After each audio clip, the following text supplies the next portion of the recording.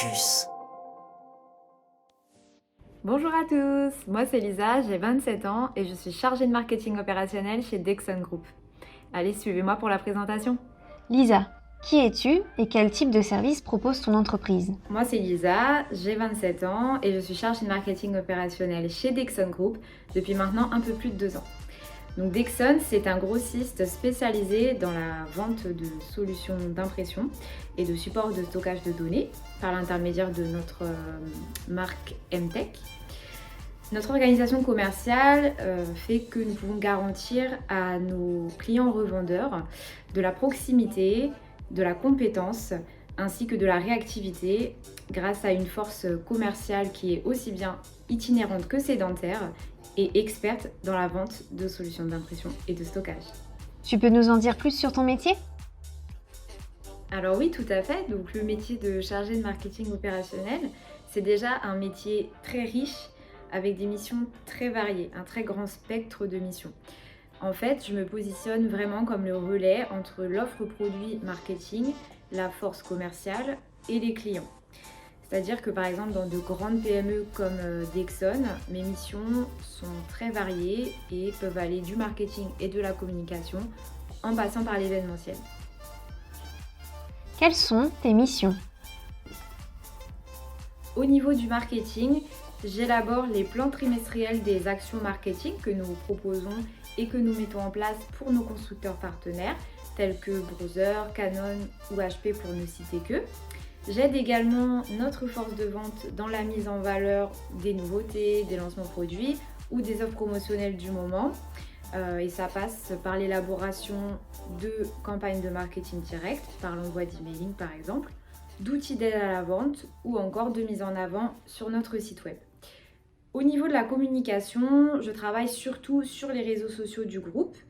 Donc par exemple la rédaction, l'imagination du planning éditorial, la création des publications et des visuels associés quand il le faut.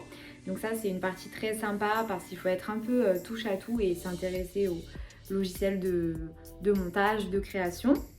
Et enfin, j'ai également cette partie événementielle comme corde à mon arc où il y a toute la gestion, l'organisation, la mise en place logistique des événements aussi bien au niveau régional que national. Et cela inclut également les formations produits que nous pouvons proposer à nos équipes commerciales. Qu'est-ce qui te passionne le plus dans ton métier? Alors, ce qui me passionne le plus dans mon métier, alors ça c'est une question très très vaste. Écoutez, je dirais que c'est ce qui relie les 3 aspects en fait évoqués précédemment. Donc en d'autres termes, la créativité et l'inventivité. Moi, ce que j'aime, c'est être une véritable apporteuse d'idées, c'est-à-dire imaginer des actions, être dans le feu de l'action, mener des projets toujours plus novateurs et faire preuve d'ingéniosité. Voilà, c'est ce que j'aime vraiment dans ce métier.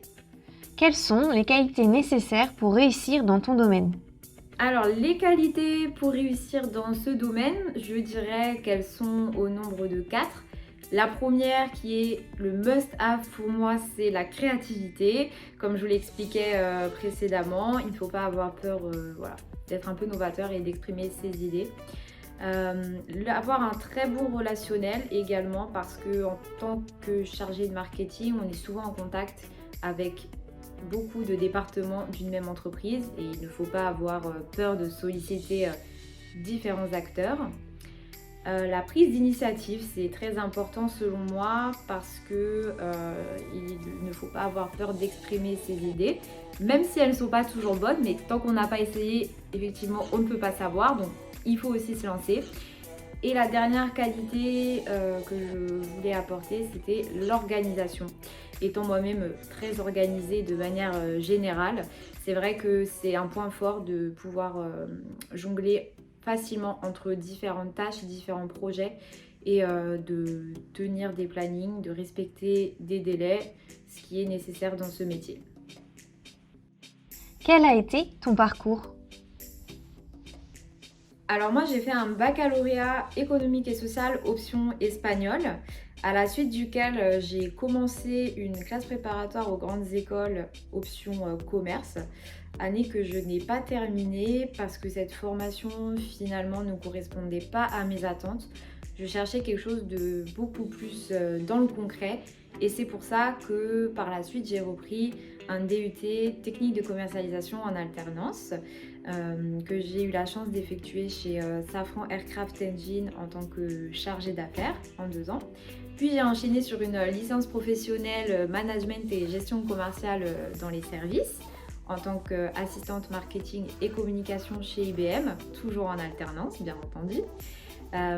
J'ai poursuivi sur une année de césure où j'ai profité de ça pour renforcer mes compétences professionnelles une fois de plus en travaillant comme assistante commerciale et chef de projet print chez Hadar International. J'en ai profité pour préparer les concours d'entrée aux écoles de commerce et c'est comme ça que j'ai intégré un master grande école en 2 ans, la première année en formation initiale, à la fin de laquelle j'ai pu effectuer un stage à l'étranger à Malte de 5 mois en agence de communication. Et la deuxième année, je suis repartie en alternance et j'étais donc chef de projet fidélisation chez Red by SFR. Quel obstacle éventuel as-tu pu rencontrer? Alors le premier obstacle, je dirais que c'était plus au moment de la recherche d'alternance.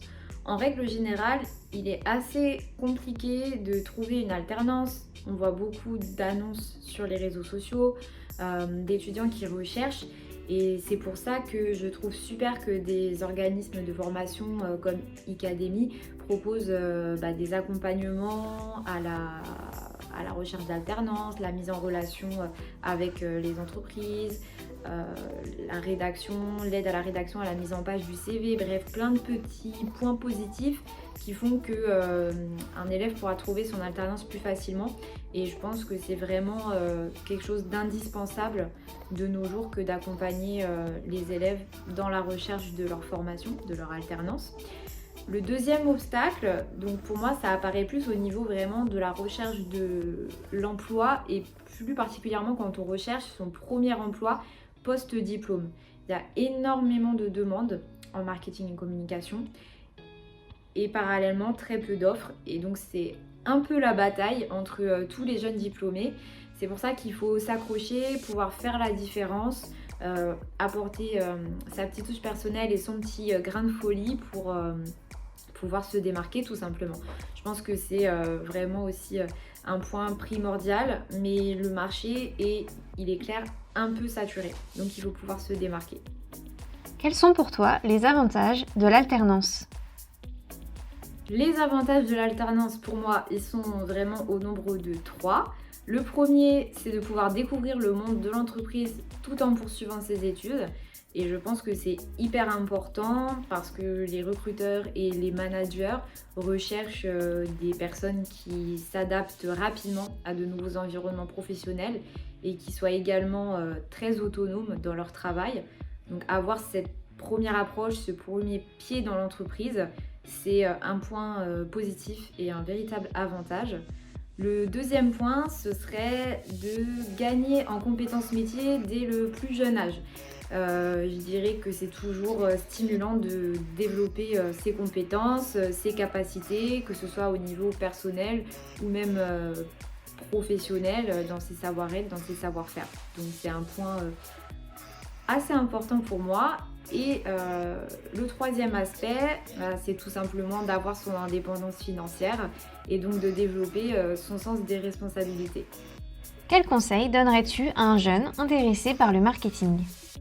Les conseils que je pourrais donner à un jeune qui est intéressé par le marketing, tout d'abord, ce serait de bien s'intéresser aux tendances dans le domaine et de suivre les actualités parce que c'est vrai que c'est un domaine qui est en perpétuelle évolution, il y a beaucoup de nouveautés constamment, donc c'est ultra important de se tenir informé.